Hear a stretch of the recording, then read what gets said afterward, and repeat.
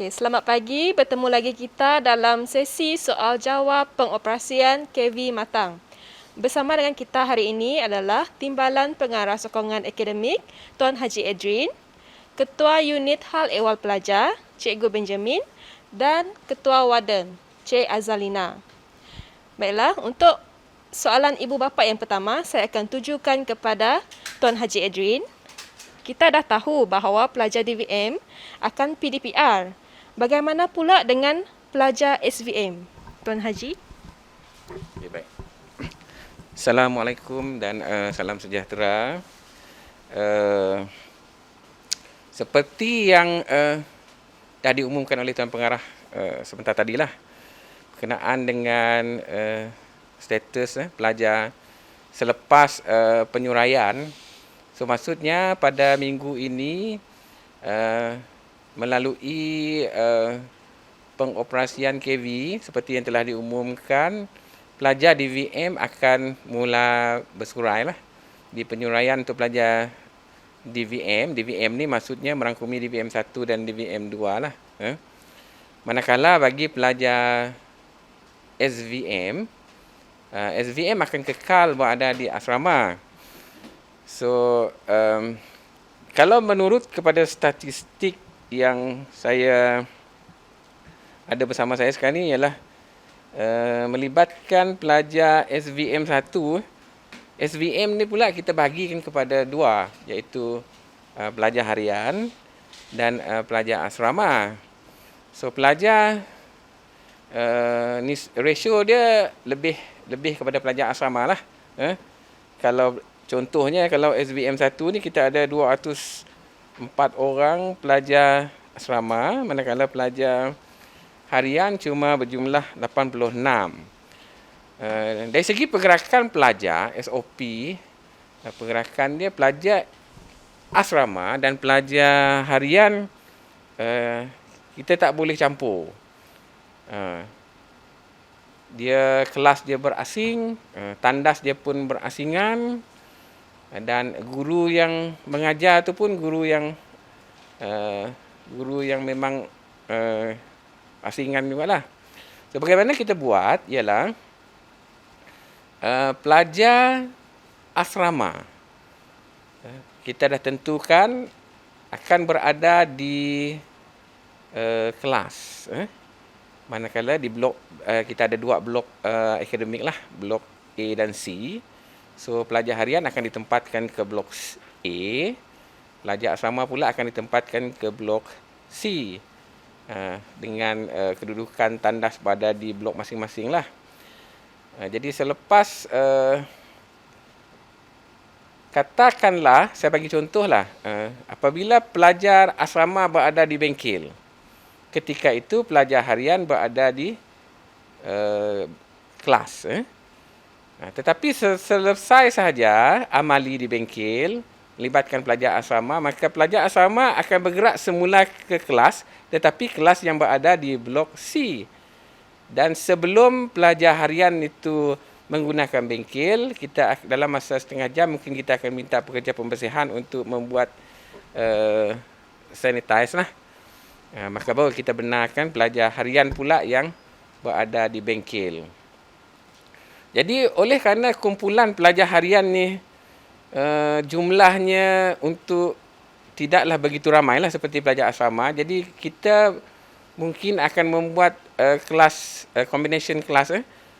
Kalau setakat 3 orang, 2 orang, kita akan gabungkan jadi sebuah kelas yang mengandungi pelajar harian sahajalah.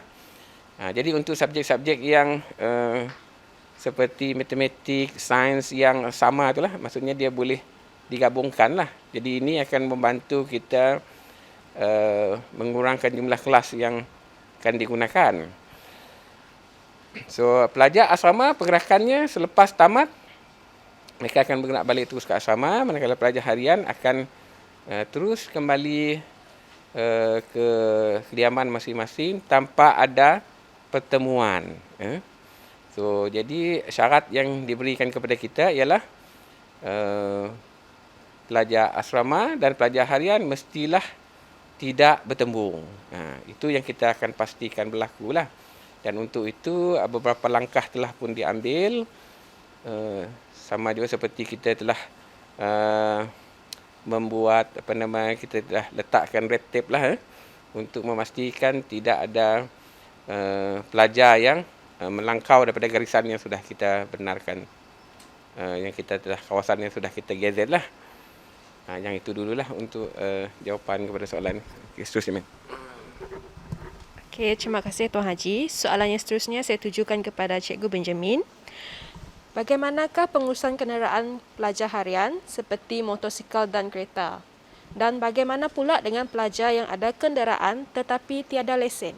Silakan Cikgu Ben. Terima kasih Cikgu Mel. Tuan Haji Adrin, Ketua Warden kita, Cik Elizalina. Baik, tentang kenderaan ni, pertama kali kita punya fokus ialah apa-apa pun kerja kita, tujuan kita hanya satu, ialah untuk mendidik. Bila adanya keperluan untuk membawa kenderaan sendiri ni, motosikal dan kereta, maka kita memberi ruang. Sebab kita ada menyediakan parkir di dalam, pakai motosikal, pakai kereta. Tetapi kita juga mementingkan aspek keselamatan. Maka setiap pelajar yang ada keperluan ataupun keinginan untuk membawa kereta atau motosikal sendiri, maka mereka mestilah mendaftar dulu kenderaan mereka.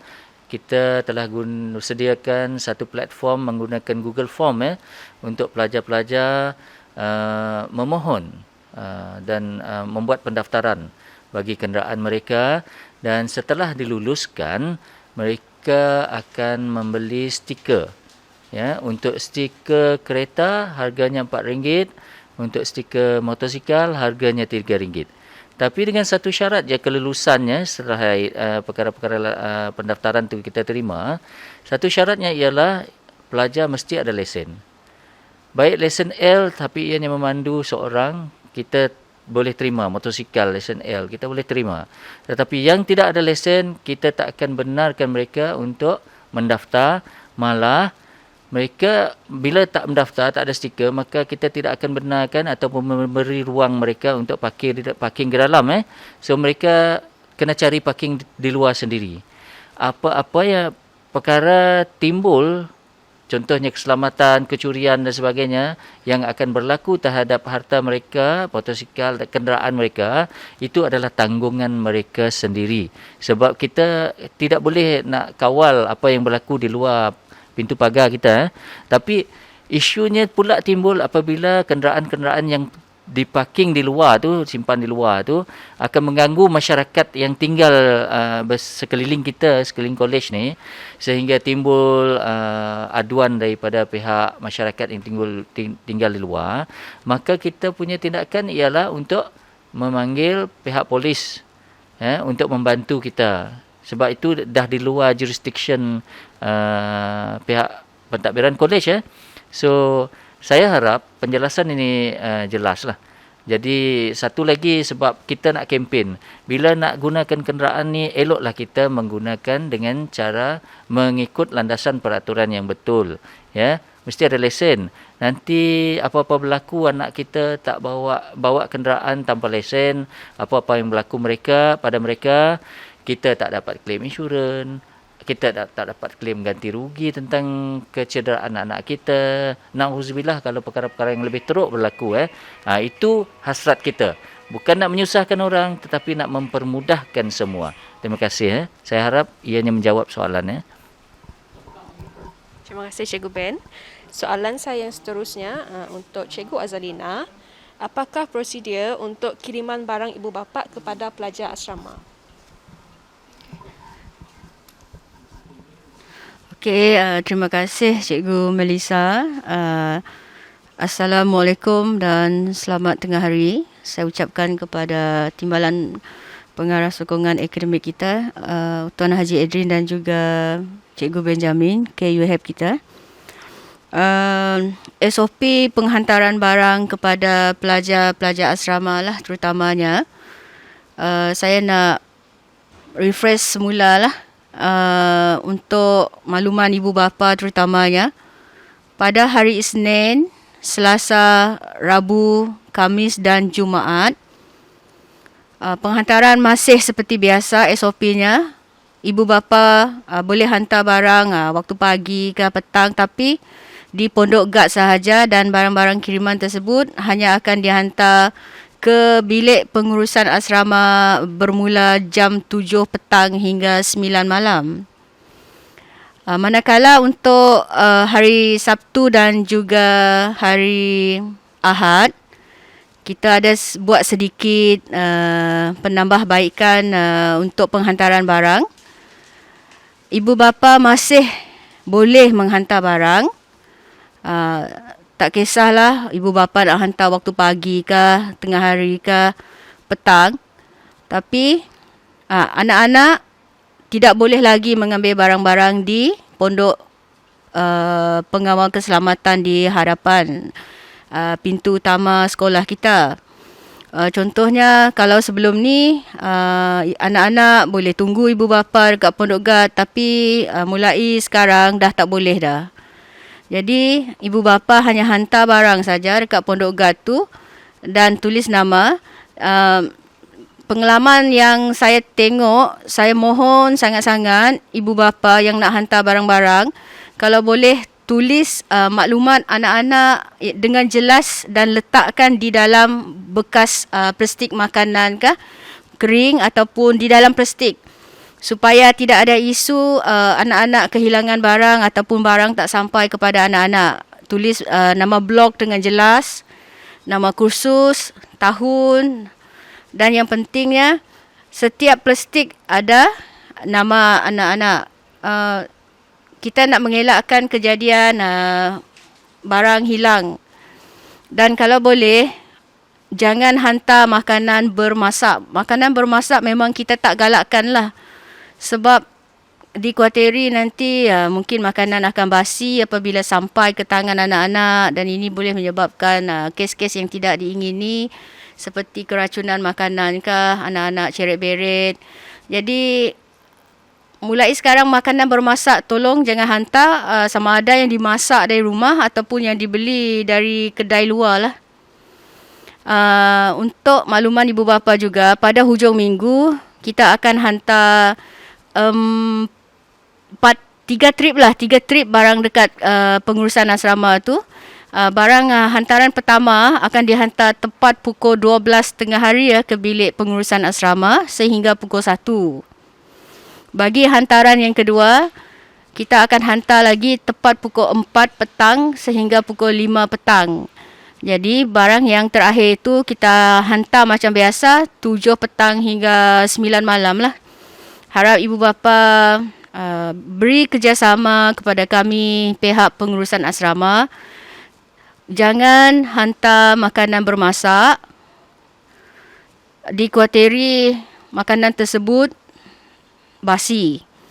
Jadi mohon ibu bapa juga tolong tulis dengan jelas maklumat anak-anak dan letakkan di dalam setiap beg plastik. Kalau ada 4 lah maklumat anak-anak. Itu saja daripada saya.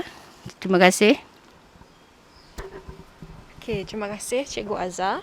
Soalan saya yang seterusnya untuk Cikgu Benjamin. Adakah vaksin dos penggalak ataupun booster untuk pelajar akan diuruskan oleh sekolah atau bergantung kepada MySejahtera pelajar? Okey, soalan yang baik. Bertepatan dengan keperluan sekarang ya. Bila dapat panggilan booster daripada MySejahtera, dalam masa kekangan yang ada sekarang ni, keadaan kekangan yang ada sekarang pada kolej kita ni, kita punya sekarang ni kita kena tutup pintu untuk keselamatan jadi siapa-siapa pelajar yang telah berada di asrama maka tak boleh keluar masuk tu. Jadi pihak kolej juga prihatin dengan keadaan ini dan keperluan ini. Maka kita atas keperluan dan atas permintaan ada pelajar-pelajar yang telah layak untuk mendapat vaksin, mereka boleh datang pada kita dan kita akan uruskan pelajar ini untuk mendapatkan vaksinasi booster mereka di pusat yang telah kita kenal pasti, yang terdekat pada kita iaitu di sebuah klinik di Matang Jaya. Jadi kita boleh dapatkan nama dan kita hantar pelajar kita dalam kelompok, dalam kelompok pada klinik tu untuk mendapatkan booster. Itu atas keperluan dan adanya keperluan yang kita kena pasti. Jadi siapa-siapa antara anak-anak kita yang dah layak untuk mendapatkan booster tapi duduk di asrama, jangan khawatir, kita boleh bantu, kita boleh bantu. Tapi kita kena pasti dululah siapa pelajarnya. Itu saya harap menjawab. Okey, terima kasih Cikgu Ben. Soalan saya yang seterusnya kepada Cikgu Azalina. Apakah SOP penyuraian pelajar DVM pada minggu ini? Okey, sekali lagi terima kasih Cikgu Melissa. Seperti yang kita sedia maklum, minggu ini merupakan minggu yang akhir bagi pelajar DVM 1 dan juga DVM 2 PDP secara bersemuka, dan mereka akan mula PDPR bermula pada minggu hadapan dan onwards seterusnya lah. Jadi tarikh akhir mereka ialah 28 Januari, iaitu Jumaat ini. Seperti biasa, bagi pelajar non-Muslim, seawal pukul 12.30 hari mereka dah boleh pulang. Dan juga pelajar perempuan, manakala pelajar lelaki Muslim, mereka solat Jumaat dahulu, lepas tu mereka makan tengah hari, baru mereka boleh pulang. Begitu juga dengan pelajar yang non-Muslim dan pelajar perempuan, mereka kena makan dululah sebelum mereka bersurai, sebab makanan memang dah diorder mengikut bilangan jumlah pelajar asrama. Jadi memandangkan mereka balik pada hari Jumaat ni, dan mereka akan bawa balik semua barang-barang mereka. Jadi satu pun tak boleh ditinggalkan di dalam loker. Maksudnya kena bawa balik lah. Kalau ada baldi kena bawa balik. Kalau ada gayung kah, selipar Jepun kah, kena bawa balik semua. Dalam erti kata lain, loker mereka mesti dikosongkan. Kita tidak mahu lagi isu timbul, barang saya hilang cikgu, sekian-sekian hilang, itu hilang, ini hilang. Jadi selepas dimaklumkan dengan jelas, kalaulah ada pelajar juga yang tinggalkan barang dan buat aduan kepada pihak warden, pihak kami tidak akan bertanggungjawab atas mana-mana kehilangan barang-barang. Jadi anak-anak pelajar DVM 1 dan 2 mesti bawa balik semua barang mereka.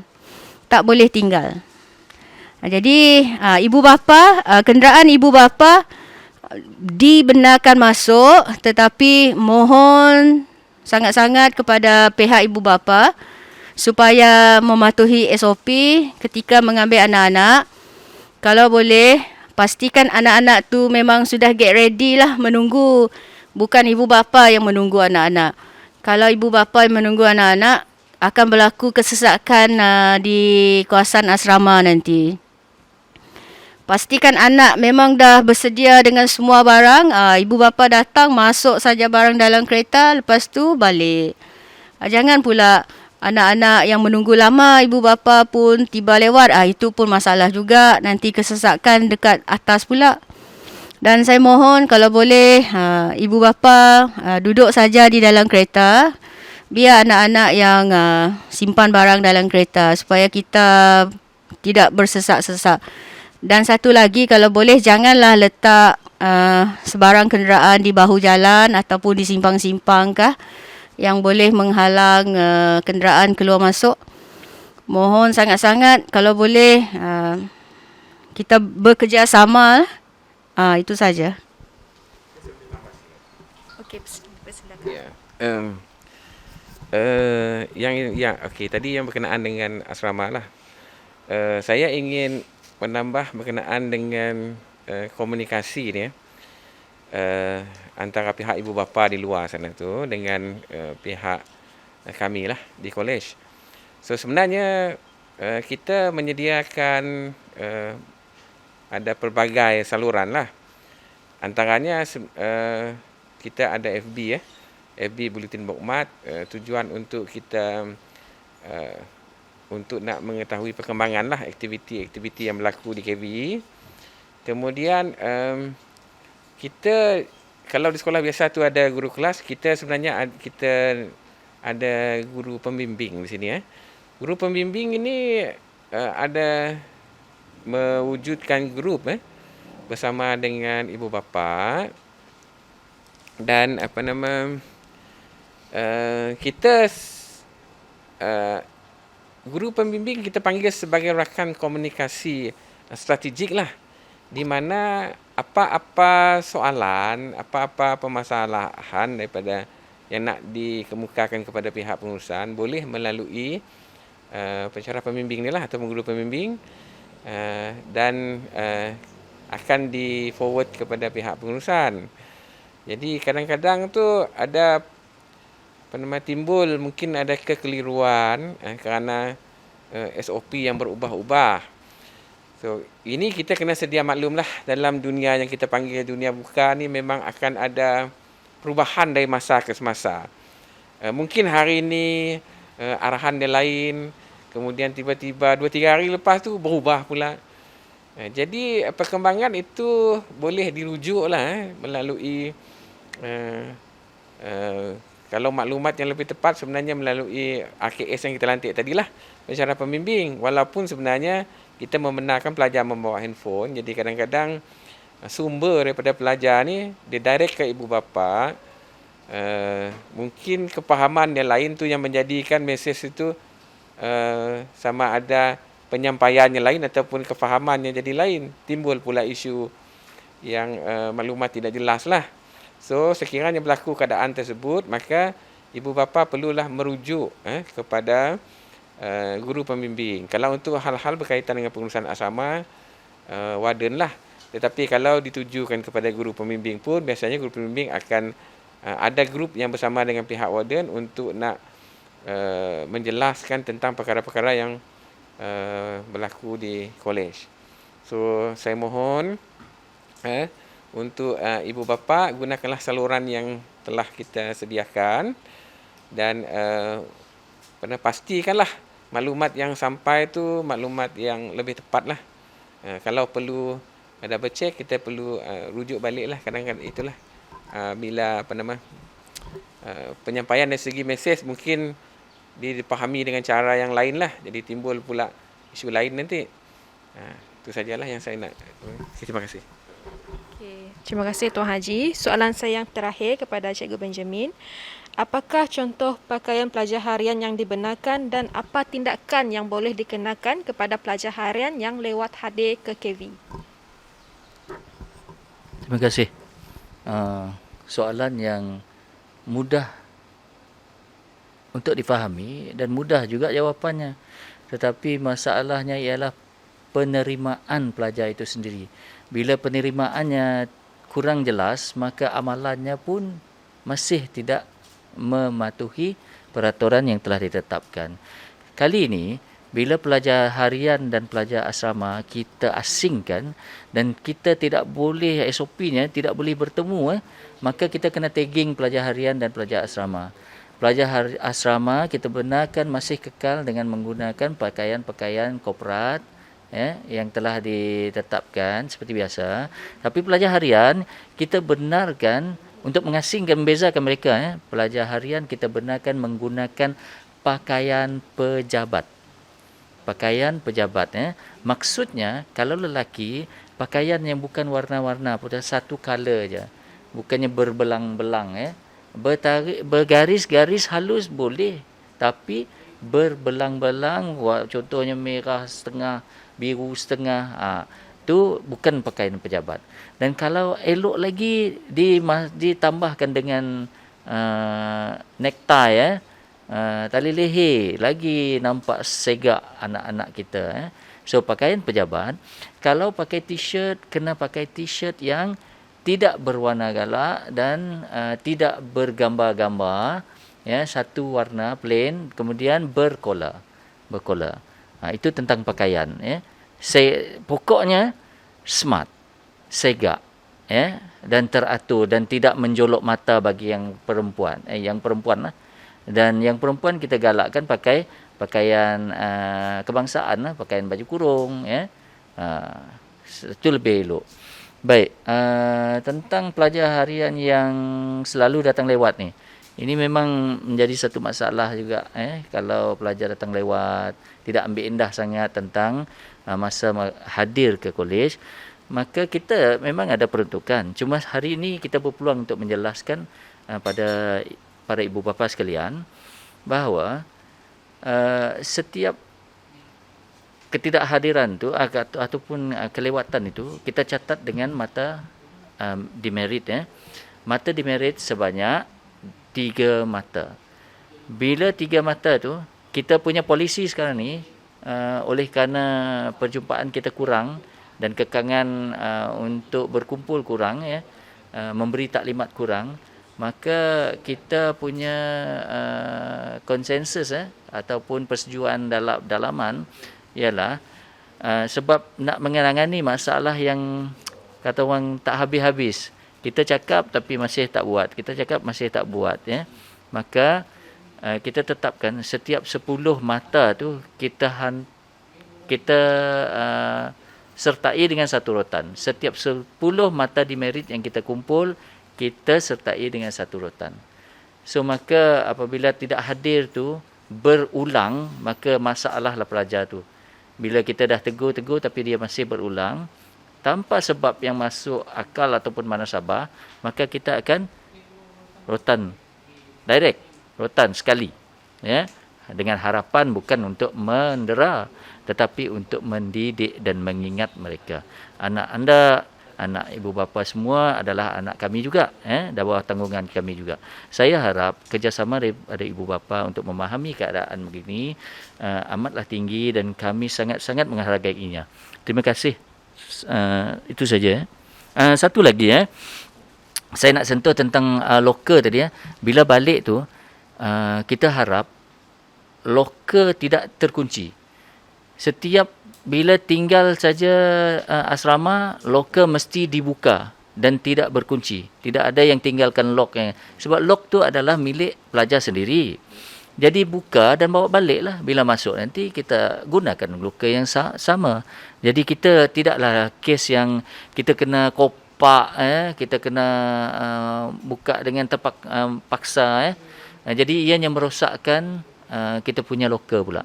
So saya harap ini dijelaskan dengan pelajar-pelajar sekalian bahawa diingatkan pada hari kita menjemput anak-anak kita hari Jumaat nanti, kita ingatkan dah bukakah lokernya, dah dibiarkan terbukakah loker kita, dah kosongkah, macam itulah lebih kurang So lagi sekali kerjasama ibu bapa amat-amatlah kami hargai dan kami harapkan. Terima kasih banyak-banyak. Okey, terima kasih Cikgu Ben. Dengan ini berakhirlah sesi soal jawab pengoperasian sekolah KV Matang. Sekian, terima kasih.